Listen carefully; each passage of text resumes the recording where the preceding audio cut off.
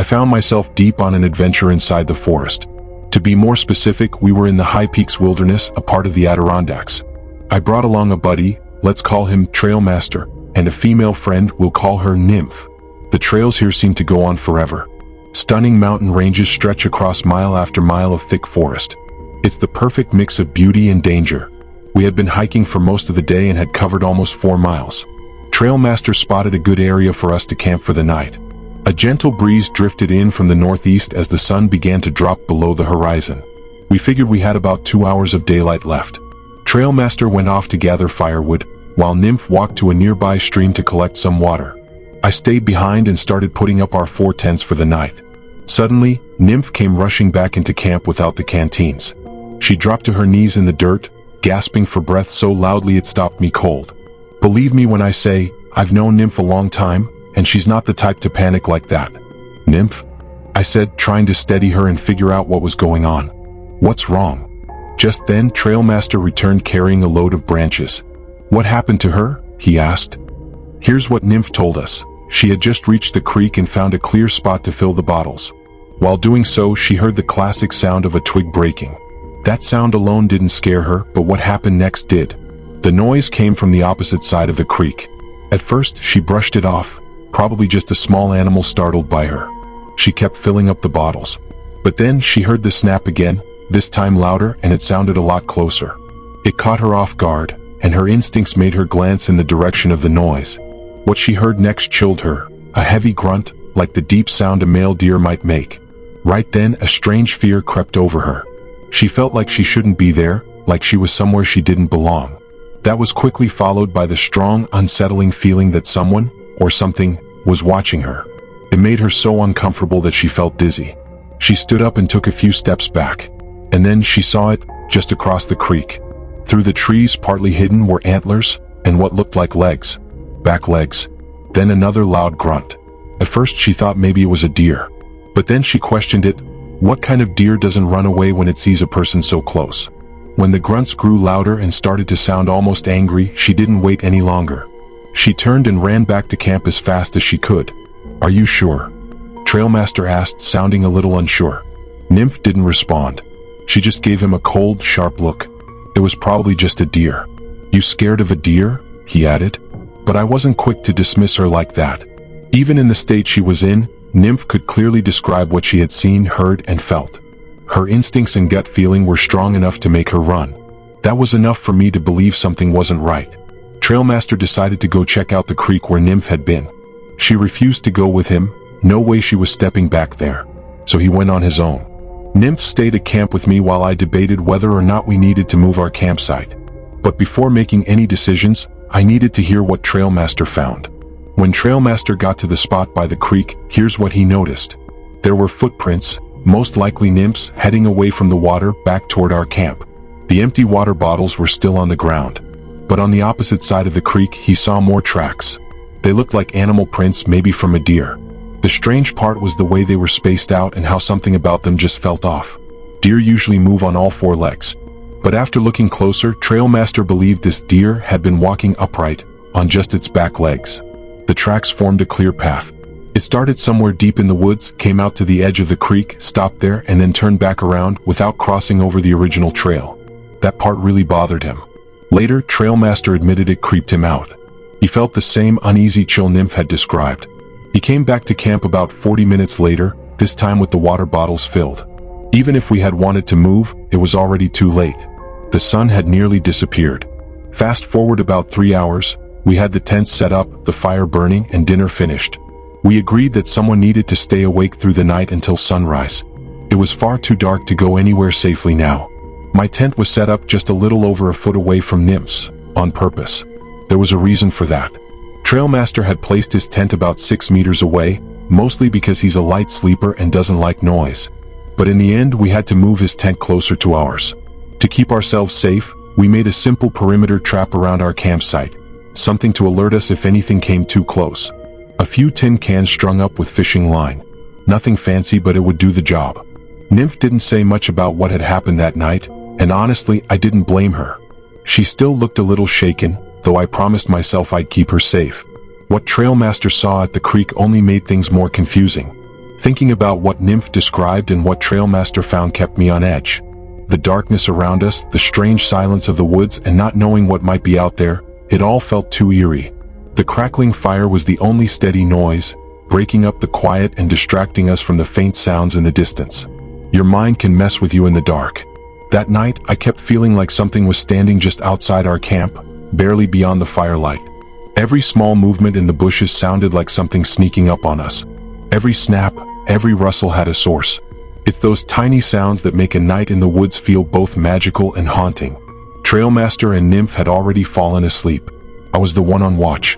The chirping crickets were like nature's lullaby, and they almost rocked me to sleep. Then suddenly, they stopped. Insert musical cue. Turns out I did fall asleep on watch. Nymph told me she had woken up sometime early in the morning, around 5 o'clock. She noticed both me and Trailmaster still sleeping. But what really caught her attention was the horrible smell in the air outside the tent. She said it reeked like something dead, like a body left to rot for days. It clung to the air. She described it as a mix of old meat and decay, strong enough to make her feel sick. Scared and alert, she woke both of us up right away. None of us had noticed any smell earlier in the night. I did a quick walk around the campsite, checking everything, but didn't find anything strange. Still, that same uneasy feeling returned, as if we were being watched. It was heavy and hard to shake off. Within the next hour, the smell began to fade, especially after we started moving around and making noise. Just after sunrise, maybe around 2 hours later, we noticed something else. Tracks. They looked like deer tracks just a few meters from our tents. Trailmaster immediately said they matched the ones he had seen at the creek the day before. He guessed it could have just been a normal deer that wandered nearby during the night. But there was something strange again. The prints weren't in a straight line. They moved side to side, then suddenly turned and continued in a completely different direction. Trailmaster pointed out that, once again, only 2 legs seemed to be involved. Like the front ones were missing. I had to agree. The shape was like a deer's, but the pattern was off. The vertical path zigzagged in a way that almost looked like the way a person walks. That's what got to me the most. Trailmaster wanted to follow the tracks deeper into the forest. Nymph was having none of it. She was terrified and said the whole situation was just too strange, creepy even. A weird deer-like creature, odd prints, and that awful smell? It was all too much. Was it following us? We didn't want to find out. I told Trailmaster to forget about it. We needed to get moving. 3rd time's the charm, I said to him. Let's not stick around to see what happens next. We stayed on the move for most of that day. Nymph still felt overwhelmed, like something was nearby. Trailmaster didn't feel the same. That's probably why he was so curious earlier and wanted to check out the prints. He led the way without hesitation. Nymph later confessed she felt like the creature had been following us. I told her to stay close, and though she couldn't explain why she felt that way, I didn't question her. I trusted her instincts. If something was tracking us, it must have kept its distance. Just imagine, turning around in the middle of nowhere and seeing a set of antlers peeking out from behind a tree. Or one of us going missing with no trace. That's the kind of fear that creeps into your bones. But thankfully, we made it to our destination without anything happening. Everything felt normal again. The fear, the tension, that eerie presence, it all faded away. The air felt lighter. We no longer felt watched.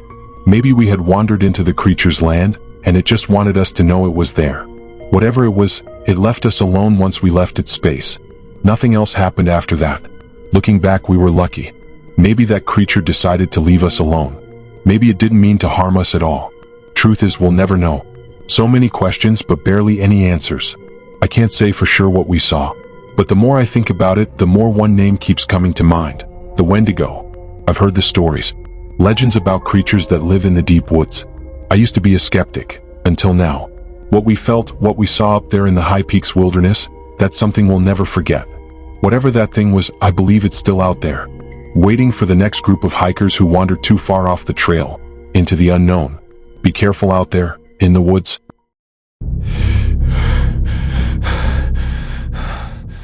This happened when I was 17. I still remember every detail because it never really left me. It's one of those things that plays on repeat in your mind, especially at night when everything's quiet.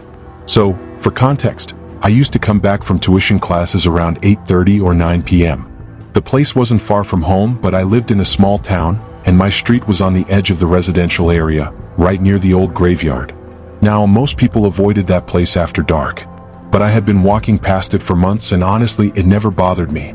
It was a straight path, saved me at least 15 minutes, and I'd gotten used to it. I always had my earphones in, music low, hoodie up, just minding my business and walking home. Nothing ever happened. Not once. That graveyard had become just another part of the walk.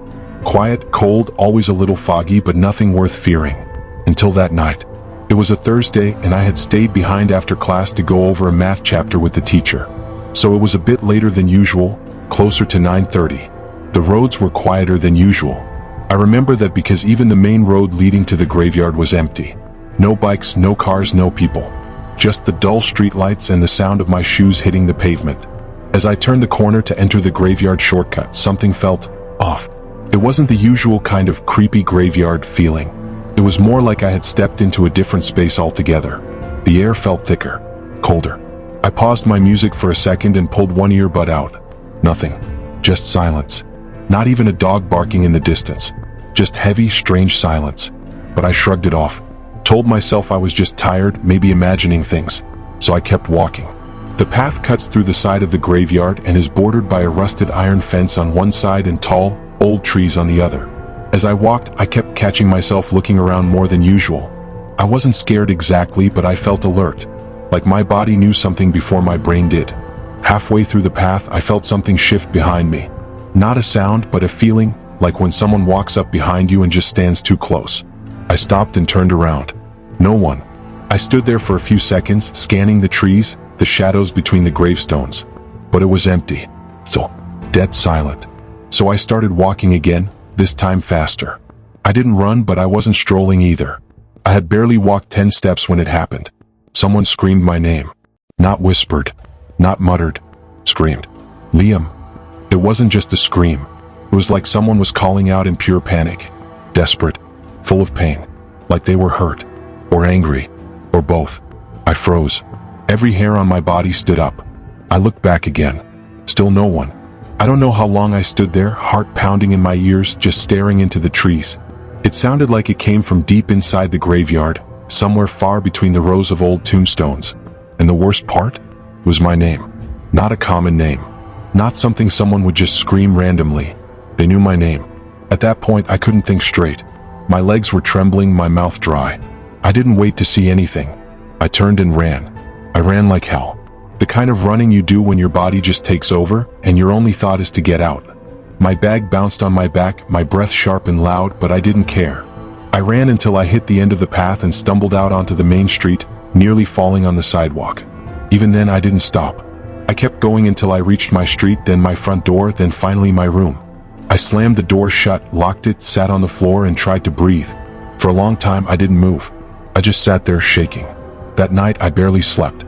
The next morning, I tried to tell my mom, but what was I supposed to say? Someone screamed my name in the graveyard? She would have either thought I was joking or losing it. So I didn't tell anyone else. I kept it to myself. But I couldn't shake it. For days, I kept going over it in my head. That voice. That scream. That moment. I even went back during the day once just to see. Nothing was there. Just the same old graves, some fresh flowers, some broken headstones. No speaker, no prank setup, no sign that anyone had been there. Except there was one thing. Right at the spot where I heard the scream, there was a grave with a headstone that had been cracked in half. The name on it? Liam Carter. My full name. I swear to God I'm not making this up. The birth date was completely different, some guy from the 1800s, but the name was the same. Same spelling. Same everything. I didn't even know what to think. I just stood there for a while, staring at it. I haven't taken that shortcut since. Not even once. Even now, years later, I still get chills thinking about it. And every time I hear someone say my name in a crowd, a small part of me goes back to that night in the graveyard, where the silence broke, and someone called out to me from the dark. This happened to me around 8 years ago in Pearl City, Hawaii. I'm usually the kind of person who doesn't believe in strange things easily, but I still can't explain what I saw that night. I was sitting at my desk, grading some papers, when I thought I saw my wife standing about 12 feet away from me, just at the edge of my vision. She wasn't moving. She was just standing there looking straight at me. It was close to 11:45 p.m., so I figured she might try to sneak up and give me a scare. But she didn't. She just stood still. I had other work to finish, so I brushed it off and kept working. I honestly forgot she was even there until about 10 minutes later, when I caught sight of her again from the corner of my eye. She was still there, hadn't moved an inch. I kept working, thinking, okay, maybe she's just trying to be funny. But a few more minutes passed and I peeked again. Same thing. She was still standing there. By now, it had been maybe 17 or 18 minutes since I first noticed her. I finally decided I'd had enough and thought I'd turn quickly and give her a little scare back. So, I spun around in my chair fast, and that's when I saw it. It wasn't my wife. Standing there was a short, three-dimensional shadow figure. Its hands were raised in front of its body, waving slowly up and down. It had no face, no eyes, no mouth, nothing. Just a blank shape. The best way I can describe it is like someone wearing a black suit with a flat, smooth board where a face should be. It only stood there for a couple of seconds, then turned to the side and leaped into the next room, the family room. I just sat there frozen. I couldn't move. My mind was trying to catch up with what I had seen. Finally, it hit me. What if someone had broken into the house? I jumped up, ran through the rooms searching. But I found nothing. That's when I woke up my wife and told her what had just happened. The next day, we had the bishop from our church come over. He told us that he had actually blessed the house many years ago, back when my brother-in-law had started seeing strange things floating near the ceiling. But the part of the house where I saw the shadow? That was an addition built later, and it had never been blessed. It almost felt like whatever I saw was trying to reach me, but something was stopping it. Later, my wife and I finally talked about the whole thing. We both admitted that we had been seeing people from the corners of our eyes in that part of the house for a long time. But neither of us had ever said anything before. I guess we were both too worried the other might think we were losing it. She told me that once, while reading in bed, she saw a really tall man standing in the bedroom doorway. She could see him clearly out of the corner of her eye, but when she looked up, he was gone. Now, like I said before, I don't usually believe in stuff like this. I've spent years trying to come up with logical reasons to explain it all. But nothing explains why that thing just stood there for more than 16 minutes without moving. There was only one more strange thing that happened in that house, but I won't get into that right now. What I do know is this: after the bishop blessed the entire house, including the new section, everything changed. The shadows, the figures we used to catch from the sides of our vision, they stopped appearing.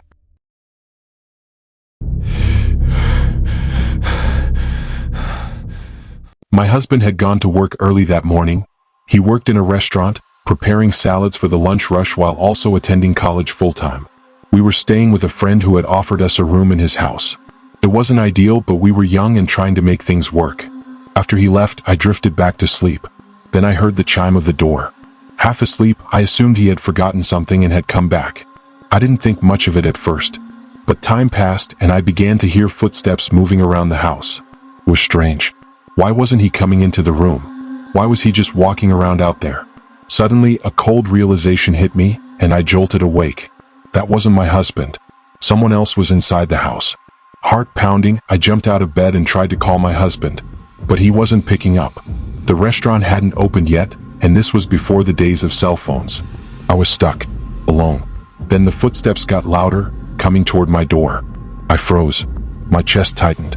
I held my breath. But just as they reached the door, they turned around and moved back toward the front of the house. I heard the door open. Carefully, I crept to the window and looked out. To my shock, I saw the husband of our roommate's sister, the one who lived downstairs, standing outside and glancing around. Then just seconds later, he walked right back in. My blood ran cold. Why was he here so early? And how did he know my husband was gone? Did he think the place was empty, or did he know I was in bed, alone? Fear surged through me. I slipped into the closet, ducked behind the hanging clothes, and pushed myself as far back as I could. I crouched there, trembling. Seconds later, I heard my bedroom door open. He had come in. I could feel my heart pounding so hard it echoed in my ears. I was terrified he would hear my breathing. I tried to stay completely still. He moved around the room, checking things. He opened a small box where I kept a few pieces of jewelry. I couldn't see clearly, but I don't know if he took anything. At that point, I didn't care if he stole every single thing in the room. I just didn't want him to find me. Then he came closer. My husband's pants from the night before were still on the closet floor. The man picked them up and started digging through the pockets. He was searching for money. He was less than 3 feet away from me. I felt like I might scream or pass out from fear. But somehow I stayed silent. He didn't see me. Eventually, he turned and walked out of the room. As soon as he left, I scrambled to call my husband again. This time he answered. I could barely speak. I was crying and shaking uncontrollably. He rushed home immediately. When he got there, the man was still outside the apartment. My husband confronted him right away. "What the hell were you doing in our room?" he asked. The guy denied everything, said he was looking for something in the kitchen, claimed he never even entered our room, said it was all a misunderstanding. The usual nonsense. My husband told him flat out to stay out of our space, and warned him that if anything like this ever happened again, there'd be consequences. The man nervously shook my husband's hand, clearly rattled. Later, when our roommate returned from an overseas trip, we found out he had given a spare key to his sister, without telling us. That sister, in turn, had handed the key to her husband, a man with a criminal record for petty theft.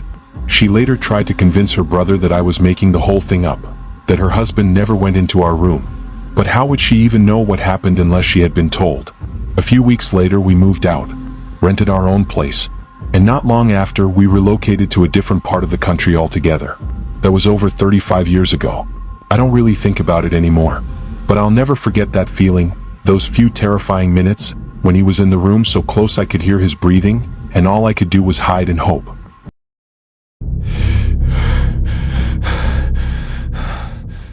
This remains the most terrifying moment of my entire life. I was at the Federal District Court in downtown Oklahoma City on the morning of April 19, 1995. Normally, when I went to court, I'd park in the basement garage beneath the Alfred P. Murrah Federal Building, which sat right across from the courthouse. But that morning, the garage was full, so I had to find parking elsewhere. I was in court for a motion docket. These are routine sessions used to check the status of ongoing cases, rule on recent motions, or address procedural matters. In my case, it was a motion in limine, a request to prevent certain evidence from being introduced in a civil rights case. The judge was always prompt, and that day was no exception. About 10 attorneys were present, each seated around the courtroom. As each case was called, the attorneys involved would approach, present their arguments or updates, and the next case would follow. We were still on the first case of the day when at 9:05 a.m. it happened. At that exact time, 9:05, Timothy McVeigh detonated the bomb that destroyed the Murrah Federal Building. We felt the explosion from inside the courthouse. No one knew what had caused it, but we all knew something massive had just occurred. There was a moment of eerie silence. People glanced around, confused, and whispered, "What was that?" By 9:07, the courtroom bailiff walked in and spoke quietly with the judge. The judge's face turned pale. Then he asked if anyone in the room was an EMT or trained first responder. Shortly after, a group of us was led outside, onto the street separating the courthouse from the Murrah building. At first, we couldn't tell what had happened, but news spread fast. The building had collapsed. From the back, we couldn't see the full extent of the damage. But once we made our way to the front, everything became clear. The moment I laid eyes on it, even with all my years of experience, I just stood there frozen. It was overwhelming. Most of us just stopped, stunned, whispering things like, "Oh my God." But almost immediately, our instincts kicked in. We moved forward, ready to help. There's a photo from later that day showing the wreckage and some of the response teams in action. In the background, you can make out the federal courthouse. The garage I normally used sat directly beneath the Murrah building. I had served with the Oklahoma City Police Department for many years, so I recognized several officers on the scene. One of them, the detective who eventually found the rear axle of the Ryder truck that helped identify McVeigh, was someone I'd worked alongside in the North Division for years. I stayed there for the rest of the day doing anything I could. Like many locals, I just wanted to help. I wasn't an officer anymore, so I couldn't assist in any official way, but there were plenty of ways to support the emergency crews and volunteers. This happened 2 years ago, but I still remember every second like it happened yesterday. I used to work in a corporate office building, 24 floors, glass outside, marble inside, very modern. I was a junior analyst, usually the first one in and often the last one out. That night, I stayed late to finish a report. I wasn't trying to impress anyone, I just wanted to get it done and not carry it into the weekend. By the time I shut down my computer, it was past 10:30 p.m. The office floor was silent, lights dimmed. Even the cleaning staff had already left. I packed up, grabbed my coat, and headed toward the elevators. I remember pressing the button and hearing the soft chime as the elevator arrived. The doors opened. It was empty, of course. I stepped in, turned around, and hit the ground floor G button. The usual soft humming started, and I leaned back against the wall, scrolling on my phone. The elevator passed floor 22, then 21, then 20, all normal. But right before floor 17, the elevator slowed down. It didn't stop completely. Just a strange kind of pause, like it wasn't sure if it wanted to stop or not. Then it continued. I thought maybe it was just a glitch. But then, it stopped at floor 14. That immediately struck me as odd because there's no 14th floor in our building. It skips from 13 to 15 like most tall buildings do. At first, I thought maybe I was tired and misread it. But no, the display clearly said 14. The elevator stopped. The doors opened. And there was nothing. Just an empty hallway. Dimly lit. No sounds. No movement. But the thing that made my heart race? I never pressed 14. I stood still, staring at the open doorway, waiting for someone to walk in. No one did. I reached forward and pressed the close door button fast. The door shut. I pressed ground again even though it was already lit. The elevator continued down like normal. My heart started to slow down. Maybe it was a technical fault. I told myself that. But then I looked up at the panel. Another button was glowing. Level B3. The third basement. I never pressed that either. Now I was starting to panic. My fingers hovered over the emergency button, but I didn't press it. Not yet. I was trying to think clearly. Maybe it was a security check, maybe the control system was just messed up. But when the elevator passed the ground floor without stopping, I knew something was very wrong. It kept going down, past B1, B2, and then it stopped. B3. The doors opened again. This time I felt something. A chill. Heavy, cold air. It rushed in like a whisper.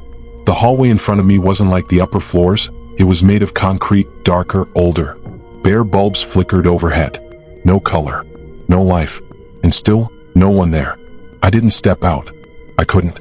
My eyes stayed locked on the hallway, waiting, almost expecting something to crawl out of the shadows. My body was frozen. I couldn't move. My hand was gripping the elevator rail so tight, my knuckles were white.